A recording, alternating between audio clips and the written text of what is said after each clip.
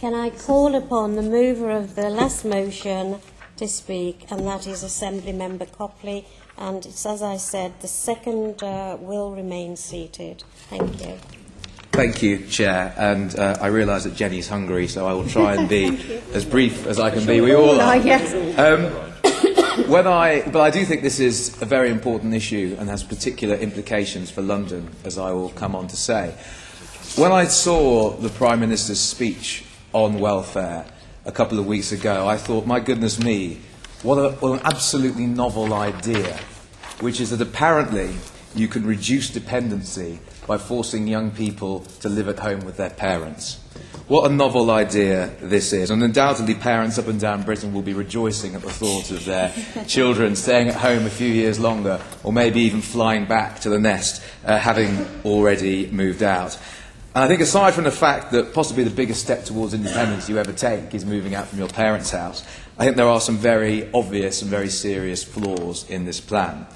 Now, the Prime Minister said that if you're coming out of care, or if you're from a household where there is domestic violence, then you will still be able to claim housing benefit under these proposals. But there are some other groups as well that are not taken into consideration. What about children who, have, for whatever reason, have fallen out with their parents?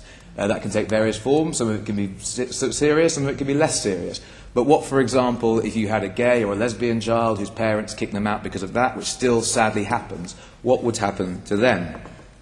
What about parents who don't have room for their grown-up children to move back? What if they have younger siblings who need a space? What if grandparents have moved in to be cared for? Or simply that the parents have moved out of their house into smaller accommodation? And it's almost as if this policy has been dreamed up by a man who's never lived in a house with less than 6 bedrooms. And this isn't evidence-based policy. It's classic dog whistle politics from David Cameron, in an attempt to stir up resentment against people who are claiming benefits. And we have to look at the facts. Only 20% of housing benefit claimants are unemployed. Most new claimants are in work, and they claim because rents are high and their wages are low and they need some funding to bridge the gap. Most people under 25 who claim housing benefit do so for a short period to bridge a gap in employment. And this is exactly what happened to me only a couple of years ago. I became unemployed for about 3 months, during which I claimed housing benefit. Had this policy been in place, and had I been a few months younger, I would have been in the position where I would have had to have moved out of London, moved back to Wiltshire to live with my parents, and move away from my friends and the community that I lived in. And I'm, a single man. What if you've got kids? What if you've got kids in local schools and local nurseries that would also need that would need to move away? And I think it's a particular issue in London because of the high rents here and because so many people move here from elsewhere in the country.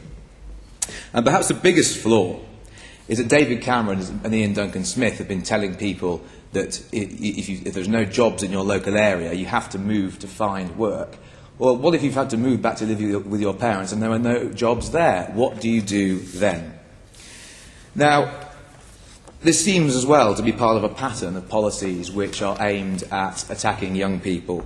We've had the trebling of tuition fees, we've had the abolition of EMA, the axing of BSF, and the cutting of funding for youth services. And call me cynical, but I can't help thinking that the reason why this is happening and the reason why they're willing to cut benefits and hike fees for young people is that young people are less likely to vote.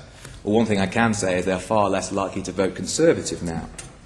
And the truth is, you cannot cut the housing benefit bill by shaving certain groups off the eligibility criteria. The only way to cut the housing benefit bill, which we all want to do, none of us think that spending £20 billion a year on housing benefit is a good thing. But the only way to do it is to cut rents and to build more housing. In the 1970s, 80% of public spending on housing went on building homes, and only 20% went on housing benefit. Over the next 4 years, 95% of public spending on housing is going to be on housing benefit, and only 5% is going to be spent on building new homes. And this isn't the fault of one government, this has been the fault of successive governments, but it needs to be sorted out. And David Cameron talks about the dangers of dependency. But this man is a millionaire who was dependent upon the wealth and the political connections of his parents to get where he is today, and he is lecturing poor people, many of whom are working and are struggling about dependency. And I hope that the Mayor will oppose the Prime Minister's suggestion that we cut benefits for the under 25. I hope he will lobby the government to introduce a tax on bankers' bonuses to use the money to get young Londoners into work, and I hope he will use his procurement powers to insist that contractors used by the GLA and functional bodies demand employment opportunities for young people. Thank you. Thank you. Assembly Member Gavron. Yes, well, I rise in spirit to support this motion.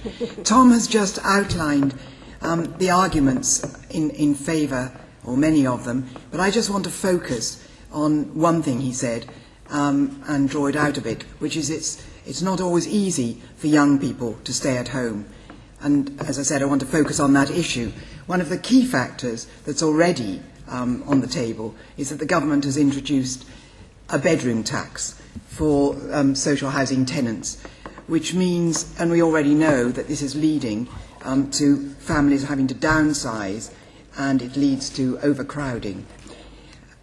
Also, agencies are telling us that families in the private rented sector are now moving from 4-bed homes in the private rented sector into 2 because they can't afford the rents with the benefit caps and the housing benefit caps and so on. And so there's more overcrowding. So we already have a situation where for older children, for young people, it could be very, very difficult to stay at home. And these are not necessarily children in the vulnerable category who are exempt. And there are many examples of this happening.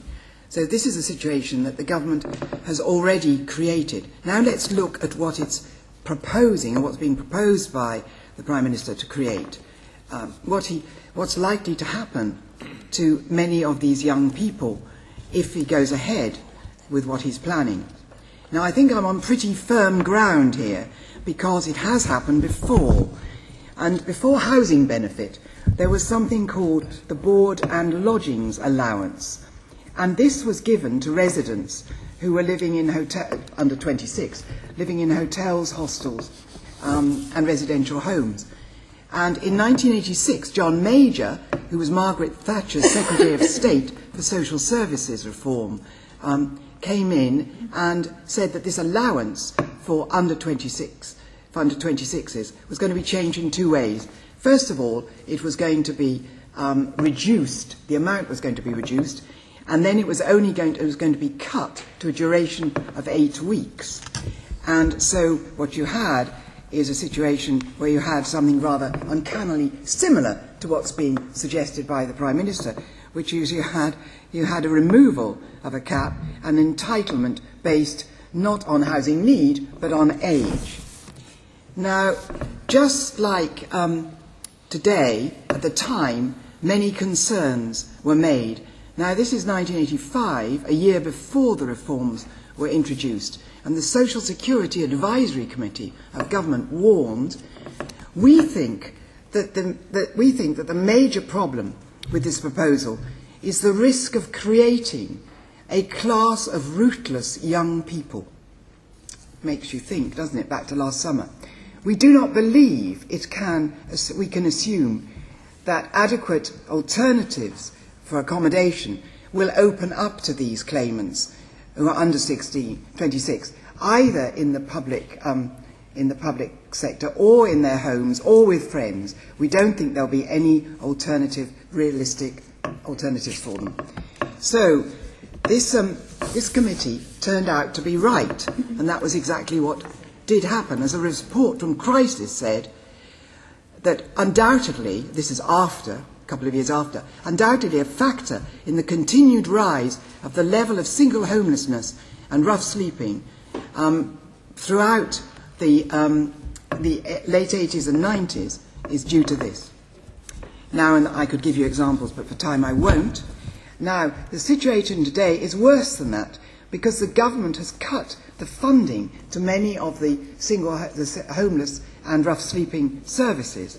And the supporting people's budget has been cut by 11%, and the ring fence has been lifted. So you're getting a situation where many of the hostels no longer exist, and boroughs are cutting back on these services because they've got less money and because they're using them on to plug other gaps.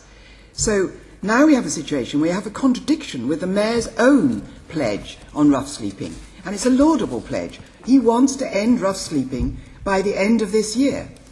And that's something I think we all agree with, right round this horseshoe.